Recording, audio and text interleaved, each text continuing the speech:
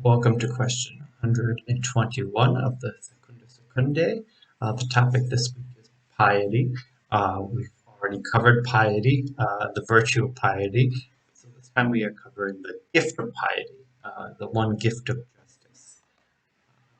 Piety has a Latin base, pietas, and it means, often people think of it in terms of just religiosity or holiness, but has a more uh, universal root.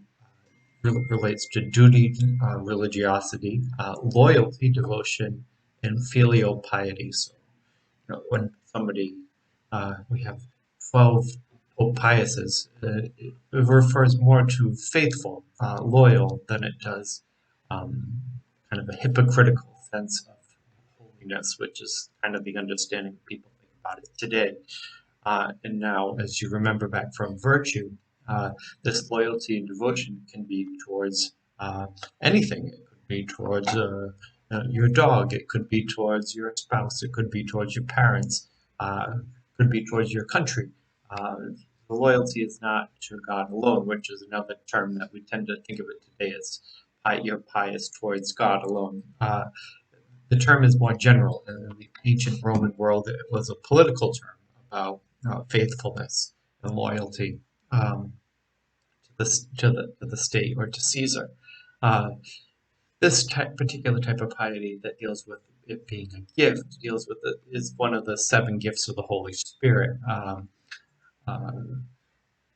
Wisdom, understanding, counsel, fortitude, knowledge, piety, and fear of the Lord. The other times it is in the Old Testament. It also uses piety, but fear of the Lord is interchangeable with it. The translation for fear of the Lord is often also piety, faithfulness to God. This is different.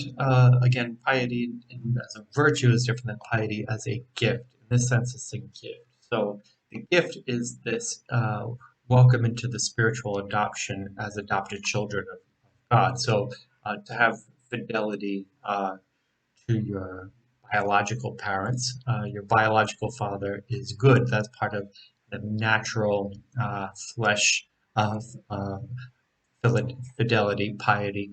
But this, as a gift of the Holy Spirit, isn't a special gift of the Holy Spirit to be loyal to your parents or to your country. This is a gift to enter into that filial relationship with God and have that loyalty and service to God as Father. Uh, the gifts of the Holy Spirit do have a habitual disposition of the soul as well. So it doesn't, as all of the gifts of the Holy Spirit or any type of grace, it's not magic. It gives us the disposition of the soul to have piety, and then we have to actually practice it in order for it to have it to become to remain part of that disposition. Otherwise, you receive the disposition, and then if you don't use it, it becomes out of use. The Holy Spirit moves people to a filial affection towards God through spiritual adoption, and piety is a gift of the Holy Spirit that leads one to pay worship and duty to God as our Father. Another term for it is service, this idea of service towards God. Piety, keep on saying it because it's a very short section, so it's hard to not repeat a lot because it's a pretty straightforward virtue, a gift, sorry. Piety as virtue versus piety as the Holy Spirit. St. Thomas says piety that pays duty and worship the Father in the flesh is a virtue, which we covered in question 101. But piety that is a gift of the Holy Spirit, that's question 121. So that's very clearly making the difference between the two understandings of piety. And St. Thomas, he puts it in order of importance. So first is that kind of natural piety, piety as a virtue, which is faithfulness to your parents. And he uses the term, the translator uses the term worship of your father, but the word really, we would think can't worship your biological father. That seems like it would be idolatry or a misguided focus of worship. It's not the Latin. He's not using the term adoratio. He's using the word cultum, uh, which is service. So in all three examples, he's using the term cultum. He doesn't change from cultum to adoratio. He's using cultum throughout, but really worship in this sense is um, to wait on, to service. Root cultum is also used in our terms for like cultivation of crops. Right? You serve the crops, you water them, you feed them, you plant them, you care for them, you wait on them. So it's not purely a divine term, worship in this sense. Um, they move towards excellence as you get to the right. So the basic one is that fidelity to your biological parents, and then religion is a higher goal, which is worship of God, our Creator, which is a virtue. Properly um, to give as a form of justice. If you want to, if God is God and you are just, then you would give honor and praise to God as the creator of the universe and the creator of you. So that would be just. So that's just as a virtue. Uh, but then this other one, this new one, the gift of piety, gift of the Holy Spirit, worships God as not as creator, but God as Father. So this enters into spiritual adoption. So this isn't the same as the virtual piety to biological father. This is the gift of piety.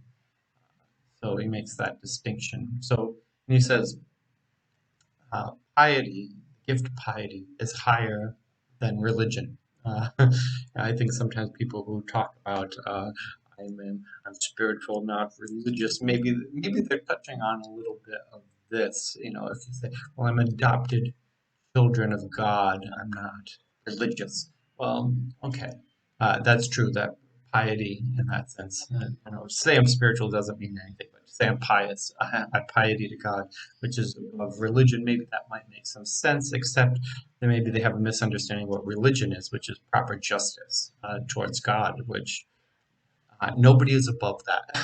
Nobody has moved beyond that in their life. Maybe they have moved beyond certain institutional elements, but they have certainly not moved beyond proper justice to God. Nobody can say, "I no longer owe justice to God." That's kind of a silly idea. Uh, Piety is service to God, but then he also extends it in his contra arguments as also friends, also piety to God's friends, saints, and to even to God's enemies.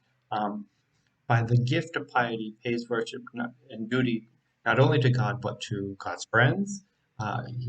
If one does that, he also then respects the scriptures. No, doesn't undermine the scriptures, doesn't disregard the scriptures, and that comes from Saint Augustine. Um, and he helps those who are in a state of uh, the translator uses the term unhappiness, but it's miseria, which you can hear right in the term, the Latin term miseria, misery, right? It's misery. Uh, and another translation of that would be wretchedness, like amazing grace, wretchedness.